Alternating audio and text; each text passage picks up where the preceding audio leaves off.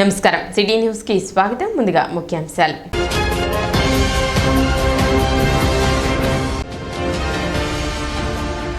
కొలిపర మండలంలో ధాన్యం కొనుగోలు కేంద్రాన్ని ప్రారంభించిన జిల్లా కలెక్టర్ నాగలక్ష్మి.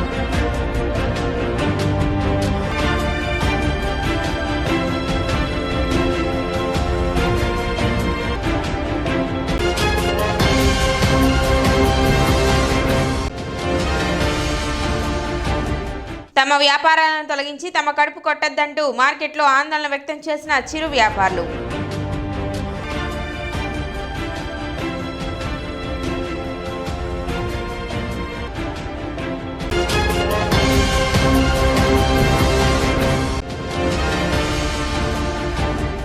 ఘనంగా ముగిసిన 57వ జాతీయ గ్రంథాలయ వారోత్సవాలు.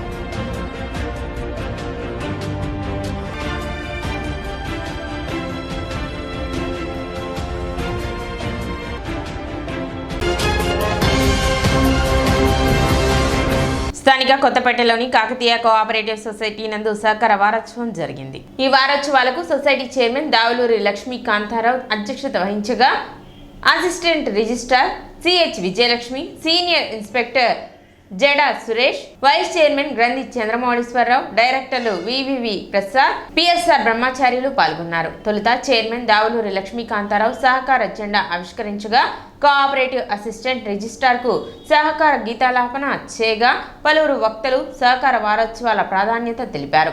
ఇంకా సమావేశంలో దావులూరి చక్రధర్, వాసుదేవ నాయుడు, సుబ్రహ్మణ్య శాస్త్రి తదితరులు పాల్గొన్నారు.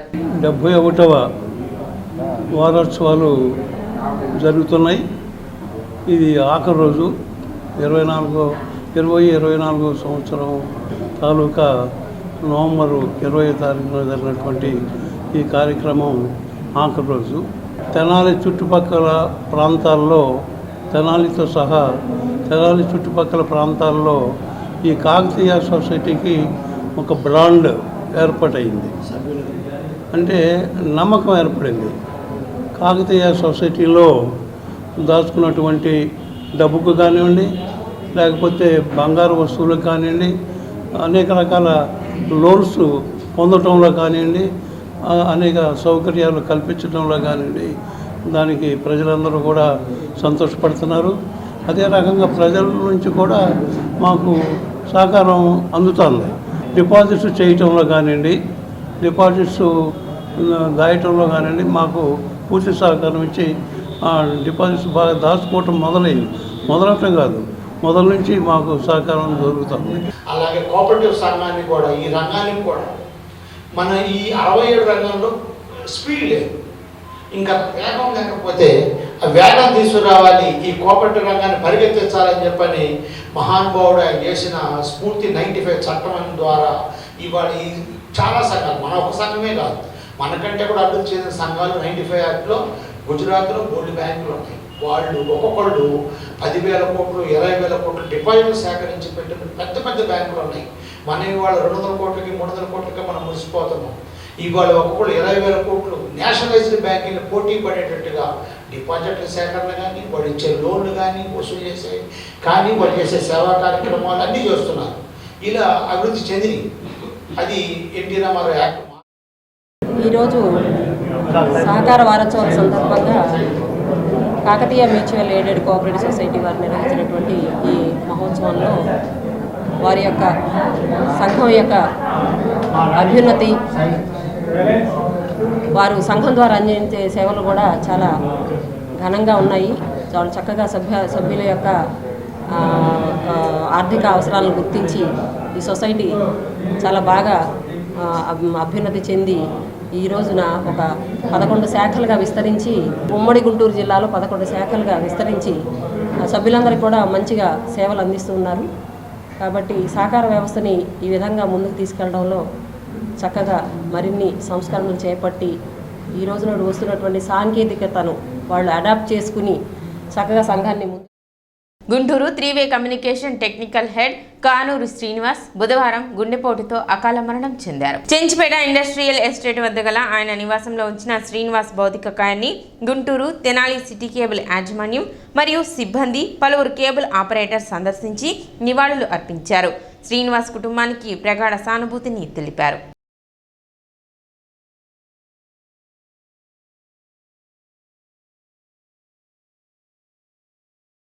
తెనాలి మార్కెట్లో చిరు వ్యాపారస్తులు బుధవారం ఆందోళన వ్యక్తం చేశారు. రోడ్ల పక్కన బల్లలపై తాము అమ్మే పండ్లు, ఆకుకూరలు, కూరగాయలను రోడ్డుపై పోసి నిరసన చేపట్టారు.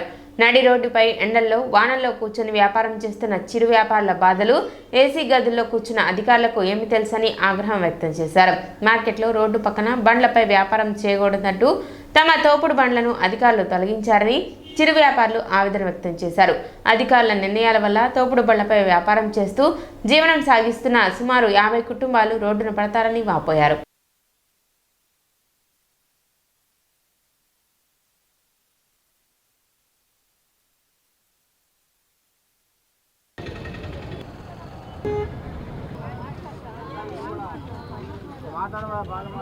మేము దాదాపు 30 సంవత్సరాలుగా కూరగాయల వ్యాపారం చేసుకుంటున్నాము. మమ్మల్ని ఇప్పుడు వచ్చి తీసేయమంటున్నారు బళ్ళు. మేము ఏడకెళ్ళాలో అర్థం కావట్లేదు. మా సరుకులన్నీ పాడైపోయినాయి. మేము ఓనర్లకు డబ్బులు కట్టాలి, తెచ్చుకున్న డబ్బులు కట్టాలి. ఏం చేయాలో అర్థం కాక మేము మీడియా వాళ్ళని ఆశ్రయించామండి. స్కోపం కాడ 25 సంవత్సరాల నుంచి మా అమ్మగారు మా నాన్నగారు మేమందరం ఇక్కడే అమ్ముకున్నాం. సడన్గా వచ్చి తీసేయమన్నారు. మరి ఇప్పుడు 3 రోజులు నా కాళ్ళలో రాడ్డు ఉంది. మా ఆయన పరిస్థితి బాగాల. ఇప్పుడు 3 రోజులు తిరుగుతున్నాం. కాయలు కానీ బొబ్బాసకాయలు కానీ అట్టుకాయలు అన్నీ మొత్తం పడేసాము. ఇప్పుడు తీసేయమన్నారు. వేరే చోట ఇస్తామన్నారు. అక్కడ 10 రూపాయలు కూడా కొనరండి. ఇక్కడ 15 సంవత్సరాలు 20 సంవత్సరాల నుంచి ఇక్కడ పెట్టుకున్నాం. మరి ఇక్కడ రాజనగర్లో మరి ఇంకెక్కడ మార్కెట్లో ఎక్కడ మేము అక్కడ కట్టలేము. మాకు అంత స్తోమత కూడా లేదు. మరి వాళ్ళ చుట్టూ తిరుగుతున్నా ఎవరు పట్టించుకోవట్లేదు. మేము ఎక్కడ అమ్ముకోము. మరి అందరికీ ఒకరికి ఒక బారుకు పెట్టుకున్నారు. మమ్మల్ని తీసేయమన్నారు. ఎప్పుడు స్కోపం కాడ మేము అమ్ముకుంటాం. దూరంగా అమ్ముకుంటాం. అక్కడ కాకుండా పక్కనే ఆనించుకున్నా కూడా ఎవరు పట్టించుకోవట్లేదు. చిరు వ్యాపారస్తులు మా పరిస్థితులు 10 రూపాయలు వడ్డీ, రోజువారీలు, ఇంటి అద్దెలు అవన్నీ మొత్తం కట్టుకోవాలి. ఎంత ఇబ్బంది అవుతుంది. ఖాళీ చేసేసాము, నెట్టేసారు. మరి ఏందండి పరిస్థితి? మా పరిస్థితి ఏంది? మీరు ఒక్కసారి దయచేసి ప్రభుత్వానికి తెలియపరచండి. మీరు ఇక్కడ తీపిచ్చిన వల్ల ఎవరు కూడా ఏమీ చేయలేకపోతున్నారు. అక్కడ ఆవులు, మరి ఆటోలు, బైకులు అన్నీ పెడుతున్నారు. మరి మా కడుపులు కొట్టి ఆ బైకులు అవన్నీ ఖాళీ స్థలాల్లో పెడుతున్నారు. మేము పెడతాం వల్ల అక్కడ చండాలంగా ఉందన్నారు. మీరు ఎలా చెప్తే అలానే అమ్ముకుంటాము, ఒక లైన్లో అమ్ముకుంటాము. మేము గేదె దాటి బయటకు రాము. సరే మేము తడికలు వేస్తే చండాలంగా ఉండి అన్నారు. సరే తడికలు కాదు, గొడుగులు వేసుకొని అమ్ముకుంటామని మేము ప్రాధాయపడ్డాం నిన్న. అయినా కూడా మరి అక్కడ ఉంటే మీరు లేదమ్మా, అక్కడ ఉంటే మీకు ఇబ్బంది, మేము తీసేయాలనుకున్నా తీసేస్తామన్నారు. 50 చుట్టూ ఆ పైలాన్ చుట్టూ 50 బళ్ళు దాక్కుండి 50 కుటుంబాలు రోడ్ల మీద పడతాయి. అది మరి ఇప్పుడు కూడా ఈ 3 రోజులు మమ్మల్ని ఇలానే ఇబ్బంది పెడతారు. పెట్టుకున్న సరుకు అంతా సడన్గా చెప్పారు మాకు. ఆ సరుకు అంతా ఇప్పుడు పడేయాల్సి వచ్చింది. మరి మా పరిస్థితి ఏంది? ఆ నష్టం అంతా మేము భరాయించాలి కదా. ఎవరు చెప్పిన ఎవరు కూడా మా అప్పు తీర్చలేరు కదా. మరి మా పరిస్థితి ఏంది? మీరే మాకు న్యాయం చేయాలండి. మరి ఇప్పుడేమో అక్కడ ఖాళీ చేయించారు. ఆ బళ్ళు ఆవులేగా తప్పితే మరి మేము అమ్ముకుంటే మాకు వ్యాపారం, మాకు ఇళ్ళన్నా గడుతుంది. ఆవుల బళ్ళు ఉంటే ఏమొస్తుందండి? మీ ఇల్లు అయితే ఇలా ఉంచుకుంటారా అని అన్నారు. మేము ఎంతో నీట్గా ఉంచుకుంటాం, కింద కూర్చొని అమ్ముకుంటాం. మా స్థలాలు మాకు ఇప్పిండి అని చెప్పి ప్రాధాయపడ్డాం. అక్కడ ఉండడానికి వీళ్ళు లేదు, మీకు స్థలాలు ఇప్పుతారు. ఎక్కడ ఇప్పుతారు? ఎక్కడికి వెళ్ళి మేము అమ్ముకోవాలి? ఇక్కడ తాత వాళ్ళందరూ అలవాటయ్యారు. ఎక్కడికి వెళ్ళి అమ్ముకుంటే మాకు మళ్ళీ మేము ఇదవుతాము. ఎప్పటి నుంచి అమ్ముకునే స్థలాలు మీరు చెప్పినట్టు అమ్ముకుంటామని మేము దండాలు పెట్టాము. మార్కెట్లో కూడా కుక్కలు, పిచ్చి కుక్కలు ఆహారం ఎక్కువైపోయింది సార్. డైలీ 5 గడిచిన కుక్కలు టౌన్లో కానీ ఎక్కడ పడితే అక్కడ కుక్కలు ఉన్నాయి. పొద్దున్న 3 గడిచినాయి సార్. వాటిని తీసేయమని అడుగుతున్నామండి. కొట్లు పాటేశారు. కొట్లు పాటేస్తే అంత అప్పులు పోలై అది కట్టలేక ఇవాళ కొంతమంది చచ్చిపోయారు. అక్కడ కొంతమంది భూస్థాపితం చేశారు. ఇక్కడ ఆ రోజు నుంచి కూడా ఈ రోజు వరకు కూడా బతుకులు లేవు వాళ్ళకి. ఈ ముండ తెల్లాలకి 7 రైతు మార్కెట్లు వాళ్ళు వచ్చి ఎవరు కొట్టాలండి? ఇక్కడ చావలేక బతకలేక బతుకున్నారు. దాన్ని కూడా తీసేస్తే ఎట్లా బతుకులో కొంతమంది చచ్చిపోతారు. అప్పులయ్యి పరాలు అయిపోయి వెళ్ళిపోయిన వాళ్ళు ఉన్నారు ఇక్కడ చాలామంది. మరి వాళ్ళ పరిస్థితి ఏంటి? రోడ్ల మీద ఉన్నాం. రోడ్ల మీద ఉన్న మీకు ప్రత్యామ్నాయం చూపిస్తా ఉన్నారు. ఏది చూపించగాక 4 బళ్ళు తీసుకెళ్ళి లోపల వేశారు. మున్సిపాలిటీలో జలసేరు బొచ్చులు, పెద్ద బొచ్చులు తీసుకొని వెళ్ళిపోయారు. వాటికి అస్తి లేదు, గతి లేదు. ఎవరంటే పో అంటారు వాళ్ళు. పరిస్థితి అట్లా ఉంది. కమిషనర్ కాగితం పెట్టాం. అయ్యా ఏంటి మా పరిస్థితి? మరి ఇట్లున్నాం. రెక్కల మీద ఆధారపడి పోతాం. రోజు 150 రూపాయల మందులు కావాలి నాకు. ఎవరిస్తారు? రోజు 150 రూపాయల మందులు కావాలా? ఎవరు లేరు, ఇచ్చేవాళ్ళు లేరు, పెట్టేవాళ్ళు లేరు. మళ్ళీ ఒక్కడే బతకాల, అందులో బతకాలి అక్కడ.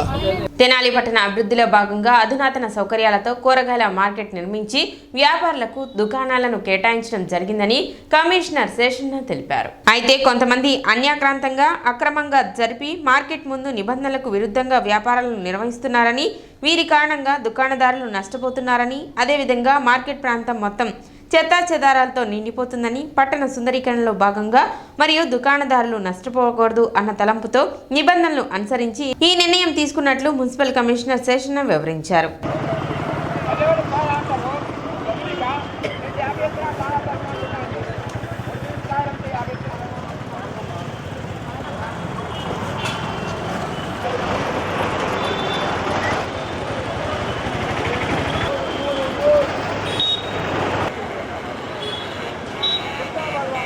గత పుష్కర కాలంలో ఈనాటి సివిల్ సప్లైస్ శాఖ మంత్రులు గారు, ఆనాటి స్పీకర్ గారు ఈ యొక్క పట్టణాన్ని ముందు చూపుతూనే గ్రహించి ఊహించి ఇక్కడ ఏమేమి కావాలో వాటన్నిటి కూడా ఆ రోజునాడే ఆయన ఏర్పాటు చేశారు.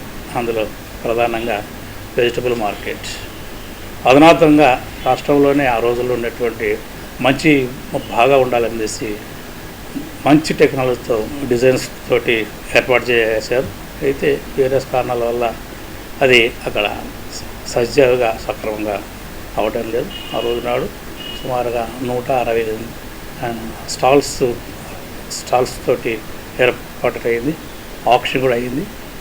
అయితే రిజిస్ట్రేషన్ ఏదైనా కావచ్చు కానీ అక్కడ సక్రమంగా జరగడం లేదు. దానికి అధికారులు కావచ్చు, ఇతరులు కావచ్చు, రిజిస్ట్రేషన్ స్టాల్స్ అయితే అక్కడ జరగడం లేదు. అందరూ రోడ్లపైకి వచ్చి ఎక్కడ పడితే అక్కడ అది ఎంక్రోచ్మెంట్ కావచ్చు, ఇంకోటి కావచ్చు, ట్రాఫిక్ డిస్టర్బెన్స్ ఉంది, అన్ని డిస్టర్బెన్స్గా ఉండి మార్కెట్ లోపలైతే ఏం జరగడం లేదు. కానీ అంత రోడ్డు పైన ఉంది కాబట్టి ఆ విషయంలో ఒక్కసారి మేము అధికారులు మేమందరం కూడా అంటే నాతో పాటు ఉన్నటువంటి ప్లానింగ్, రెవెన్యూ, శానిటేషన్, ఇంజనీరింగ్ బృందం అంతా కూడా దాన్ని కలిసి ఒకసారి గమనించి మార్కెట్ ఇంత చక్కగా ఉన్నటువంటి దాన్ని సక్రమంగా ఉంచకపోవడం వల్ల అర్థం లేదు అని చెప్పేసి దాన్ని ఇంత ముందుకైతే ఏ లక్ష్యంతో పెట్టామో ఆ లక్ష్యం ప్రకారమే ఉండాలనేసి గత 3-4 రోజుల నుంచి దానిపైన దృష్టి పెట్టి అక్కడ ఉన్నటువంటి వాళ్ళందరినీ కూడా ఎడ్యుకేట్ అవుతూ ఉన్నారు. అందరూ కలిసి అక్కడ ఉండేటువంటి వాళ్ళందరితో కూడా ఒక సమావేశం ఏర్పాటు చేశాం. ప్రతి ఒక్కరు కూడా మాకు వ్యాపారాలు ఏమి రావటం లేదు కాబట్టి రూల్స్ ప్రకారం ఏదైతే ఉందో ఆ ప్రకారం ఉంటామనేసి వాళ్ళందరూ చెప్పారు.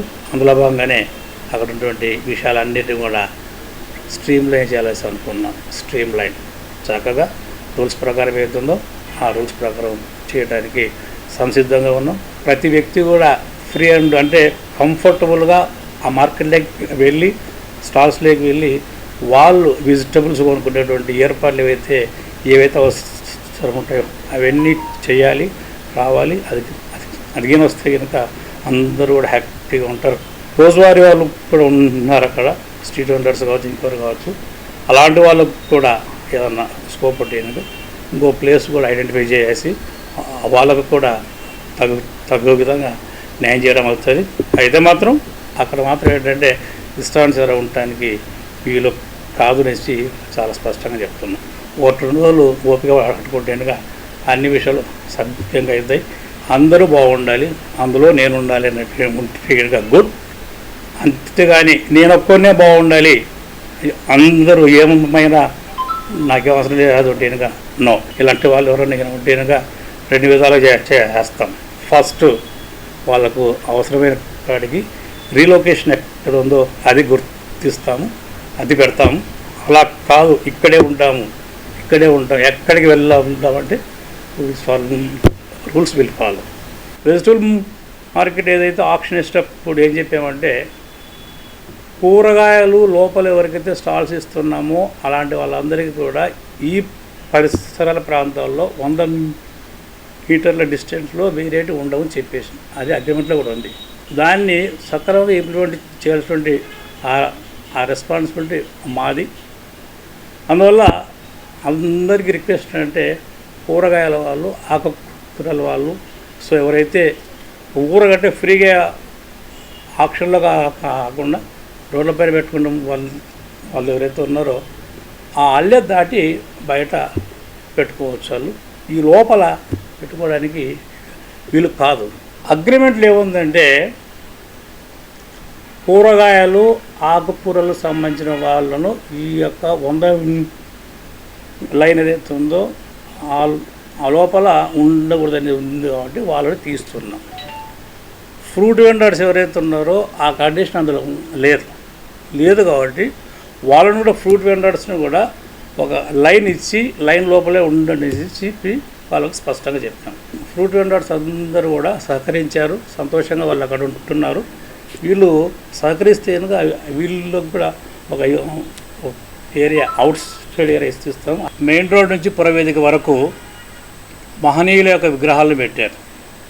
అందులో తెనాలి రామకృష్ణ గారి విగ్రహం ఉంది, గాంధీ గారి విగ్రహం ఉంది, ఎన్టీ రామారావు గారి విగ్రహం ఉంది. ఈ మున్సిపాలిటీని ఎస్టాబ్లిష్ అయినప్పుడు ఏర్పడినటువంటి గొప్ప ఆయన ఆలపాటి వెంకటరావు గారి విగ్రహం ఉంది. అదేవిధంగా 100 ఇయర్స్ను అయినటువంటి ఎస్టాబ్లిష్మెంట్ అయినా 100 ఇయర్స్ను దృష్టిలో పెట్టుకొని మంచిగా ఒకటి పైలాన్ ఒకటి ఏర్పాటు అయింది. అయితే ఇవన్నిటి చుట్టూరు కూడా ఈ యొక్క రకరకాల వ్యాపారులు వాటిని ఆక్రమించేసి వాళ్ళ అసలు విగ్రహాలు ఉన్నాయా లేవనేటువంటి ఆనందవాళ్ళు కూడా ఏమి లేకుండా చుట్టూరు చేరింటారు. సో ఇలా ఉండడం అనేది ఎంతవరకు సబబండి. అలాంటి వాళ్ళందరికీ కూడా ఇంకొక ఏరియాలో టెంపరీ మేము ఏర్పాటు చేయడానికి సిద్ధంగా ఉన్నాము. ఈ విషయాలు గమనించుకోవాలి. ఇప్పుడు చిన్న విరామం.